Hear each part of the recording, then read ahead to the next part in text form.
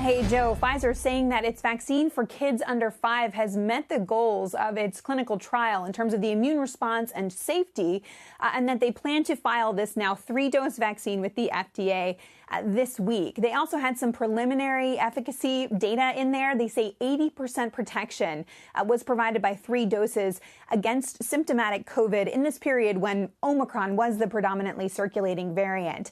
The safety profile, they said, was similar to the placebo. In terms of that 80% number, that's preliminary based on about 10 cases that they saw in the trial. They need 21 to really call it final, so that could get updated.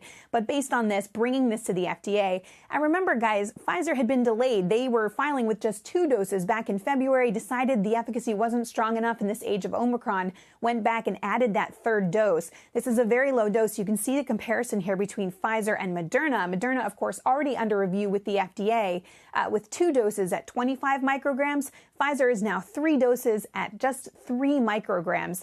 These are both expected to go through the FDA process and potentially head to advisory committee meetings in June.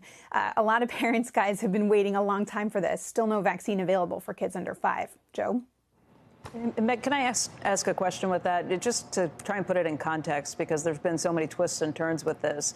The reason that this has not been approved yet was not because of safety concerns, but because of efficacy. And by the way, the testing they were doing was while Omicron was out. And maybe that's what made it look different from the earlier testing for older kids that had gone forth. Am I kind of getting it right on that? Oh, absolutely. So the last vaccine that was cleared was for kids 5 to 11.